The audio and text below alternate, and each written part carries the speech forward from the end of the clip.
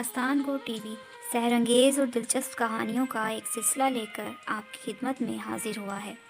ان سحر انگیز کہانیوں کو سننے کے لیے ہمارے چینل داستان گو کو سبسکرائب کریں اور بیل آئیکن کو دبا کر ہر آنے والی نئی ویڈیو سے باخبر رہیں۔ دلفگار ایپیسوڈ 30۔ باجی ان سے ملیے، یہ ہیں بنش بخاری جو ہماری فیکٹری سے مال بنوانے انگلینڈ سے آئی ہیں۔ فراز نے بنش کا اپنی باجی سے تعارف کروایا۔ اور مس بنش، یہ ہیں میری باجی سمینا۔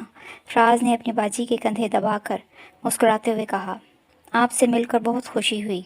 ندا نے فراز کی باجی کی طرف مسکرا کر دیکھتے ہوئے کہا۔ ندا بنش کے روپ میں خوب بن سنور کر آئی تھی۔ فراز کی باجی متاثر ہوئے انداز میں بنش کی حسین صورت کو دیکھتی رہیں، لیکن بنش کی آواز سننے کے بعد فراز کی باجی مبہوت رہ گئیں۔ فراز ان کی باجی سمینا صرف اتنا کہہ سکیں، ان کی آواز ندا سے بہت زیادہ ملتی ہے۔ میں نے کہا تھا نا کہ یوں لگتا ہے کہ ندا ہمارے سامنے کھڑی بات کر رہی ہے، فراز نے فدا ہو جانے والے انداز میں بنش کی طرف دیکھتے ہوئے کہا۔ فراز کی باجی حیرت سے کبھی فراز تو کبھی بنش کو دیکھنے لگتیں۔ آج ندا نے بنش کا روپ دھارتے ہوئے نہ تو پہلے کی طرح اپنی آواز بھاری کرنے کے لیے کوئی آلہ استعمال کیا اور نہ ہی اپنی دلکش آنکھوں کا رنگ بدلنے کے لیے لینز استعمال کیے تھے، اور سب سے بڑھ کر ندا کی خوبصورت گردن کا دلفریب تل بھی اس کے چہرے کی دائیں گال کے نیچے لو دے رہا تھا۔ آج ندا نے خود کو زیادہ چھپانے کی کوشش نہیں کی تھی۔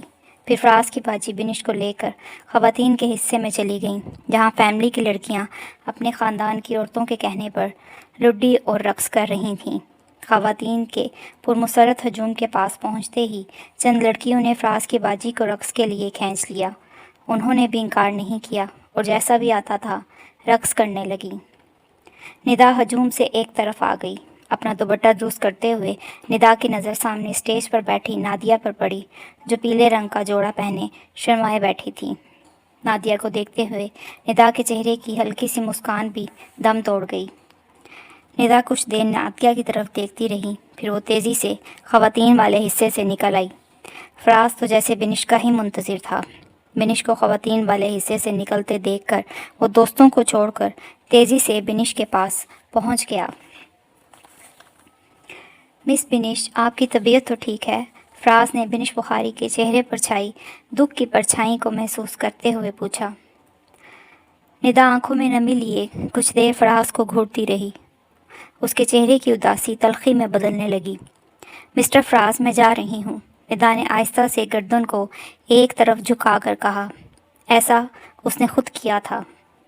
مس بنش، میں آپ کو وہ تصویریں دکھانا۔ بس فراز اس سے آگے کچھ نہ کہہ سکا۔ فراز کی نظریں بنش بخاری کی گردن پر نظر آتے اس دلکش دل پر جمی ہوئی تھیں، جو اس سے پہلے اسے کبھی نظر نہیں آیا تھا۔ مس بنش، فراز نے حیرت سے کہا۔ مسٹر فراز، میں آپ کو چند تحفے دینا چاہتی ہوں۔ ندا اتنا کہنے کے بعد ہال کے دروازے کی طرف بڑھ گئی۔ فراز اپنی جگہ ساکت کھڑا رہا، پھر وہ سحر زدہ سے انداز میں آہستہ آہستہ چلتا ہوا اس طرف بڑھ گیا جدھر بنش گئی تھی۔ مسٹر فراز، آپ کی ہر بات کے پیچھے کوئی نہ کوئی مطلب چھپا ہوتا ہے۔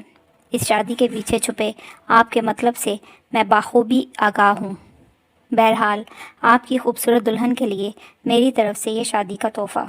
ندا نے ہوٹل کے لان سے گزرتے فراز کو اپنی طرف آتے دیکھ کر اس کے قریب جا کر کہا۔ اس نے زیورات سے بھرا ایک نفیس سا باکس کھول کر فراز کے چہرے کے سامنے کر دیا، جو کہ ندا اپنی گاڑی سے نکال کر لائی تھی۔ فراز کچھ دیر عجیب سے لہجے میں بات کرتی بنش کی طرف دیکھتا رہا، پھر اس کی نظر باکس میں الجھے پڑے زیورات پر آ رکی۔ فراز حیرت سے ان زیورات کو دیکھتا رہا جو اسے جانے پہچانے لگے۔ اور مسٹر فراز، یہ ہار تو آپ کی بیگم کے گلے میں بہت سجے گا۔ ندا نے سیاہ ڈوری میں پروئے نیلم کے پتھر سے بنے خوبصورت سے ہار کو فراز کے چہرے کے سامنے لٹکائے کہا۔ اس ہار کو فراز نے آہستہ سے تھام لیا۔ فراز کے چہرے کی رنگت بدلتی جا رہی تھی۔ وہ حیرت بھری آنکھوں سے اس نیلم کے پتھر سے بنے ہار کو دیکھ رہا تھا۔ نیلم کے قیمتی پتھر پر کھدے ہوئے ندا و فراز کے ناموں کو پڑھتے ہوئے فراز کا دماغ چکرا کر رہ گیا۔ وہ کانپتے ہاتھوں سے اس ہار کو تھامے ساکت کھڑا رہا۔ کچھ یاد ہے مسٹر فراز، یہ ہار کسے دیا گیا تھا؟ ندا نے چپتے ہوئے لہجے میں پوچھا۔ مس بینش، یہ ہار آپ کے پاس کیسے آیا؟ یہ تو ندا کا ہے، فراز نے بوکھلائے لہجے میں پوچھا۔ فراز، تمہاری یادداشت اچھی ہے، اس ہار نے تمہیں سب کچھ یاد دلا دیا ہے۔ یہ ہار تم نے ندا کو اس کی سالگرہ پر دیا تھا۔ فراز، تم ایک انتہائی چھوٹی سوچ رکھنے والے مکار انسان ہو۔ تم لوگوں نے ریاض صاحب کی بیٹی ندا سے صرف اس لیے رشتہ جوڑا کہ وہ ایک امیر باپ کی بیٹی تھی۔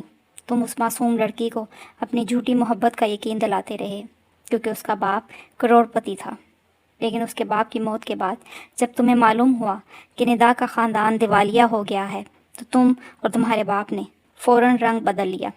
اپنی گھٹیا سوچ کے مطابق ندا کے خاندان کی بدحالی کا یقین کر لینے کے بعد تم لوگوں نے اپنی عزت بچانے کی خاطر ندا کو مروانے کا منصوبہ بنایا اور اپنے چند بدماشوں کو بھیج کر ندا کی ممی کو ہراساں کیا کہ اگر انہوں نے زبان کھولی تو انہیں ہمیشہ کے لیے خاموش کروا دیا جائے گا۔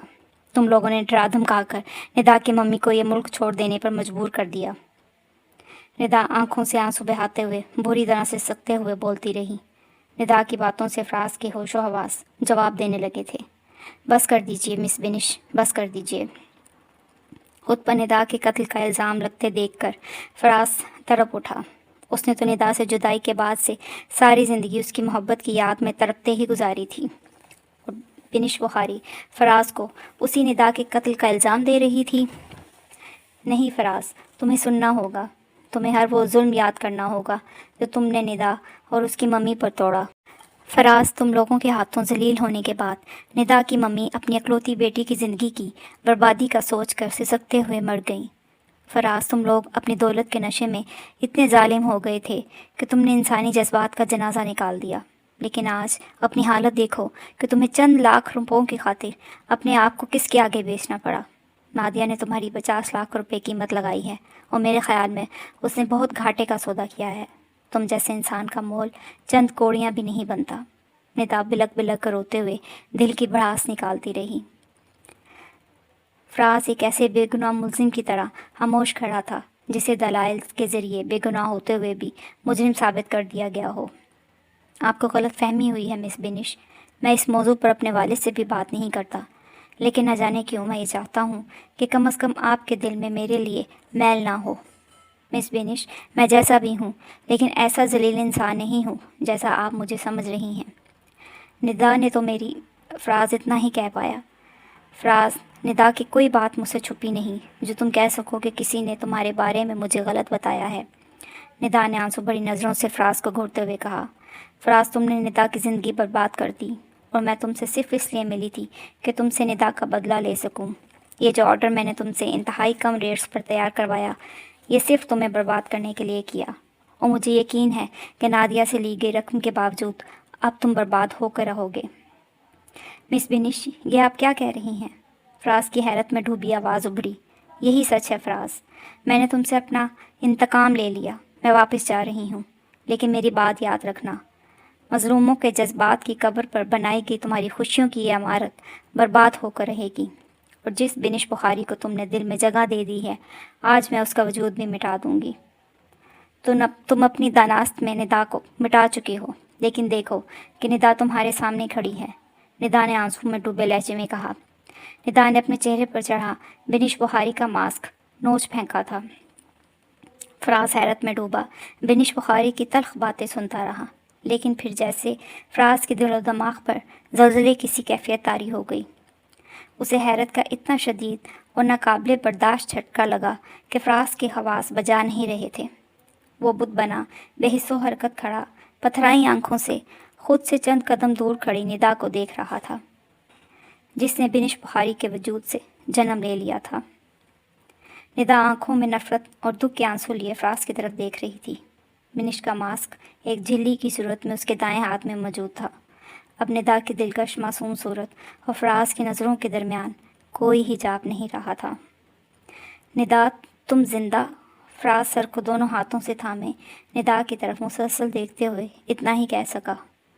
فراز ڈگمگایا اور لہرا کر بری طرح گھاس کے فرش پر گر گیا۔ ندا کی نفرت بھری نظریں بھی فراز پر جمی ہوئی تھیں۔ جس کی حالت بری ہو رہی تھی۔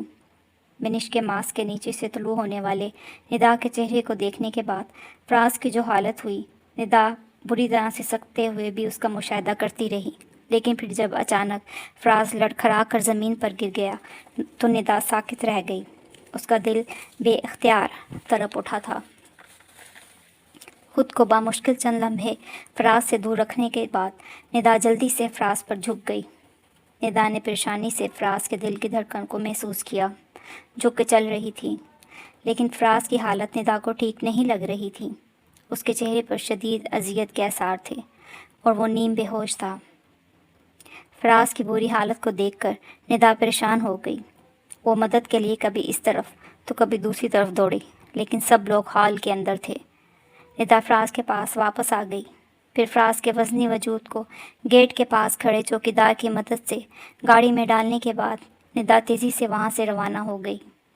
ایک پرائیویٹ ہسپتال تلاش کرنے کے بعد ندا نے ہاسپٹل کے عملے کی مدد سے فراز کو وارڈ میں پہنچایا۔ ڈاکٹروں نے فوراً فراز کا چیک اپ کیا اور اسے چند انجیکشن دیے، جس سے فراز پرسکون ہو گیا۔ فراز کو ایک کمرے میں شفٹ کر دیا گیا تھا۔ بیٹا، آپ پریشان نہ ہوں، آپ کا مریض ٹھیک ہے۔ شدید ذہنی کچاؤ کی وجہ سے اس کی یہ حالت ہوئی، وہ کچھ دیر تک نارمل ہو جائے گا۔ ایک ڈاکٹر نے بکھلائی کھڑی ندا کی دل مو لینے والی معصوم صورت کو دیکھ کر شفقت سے اس کے سر پر ہاتھ رکھ کر کہا، کیونکہ ڈاکٹر کو ندا بھی ڈپریشن میں لگ رہی تھی۔ اب تک کے لیے اتنا ہی، بقیہ اگلی قسط میں۔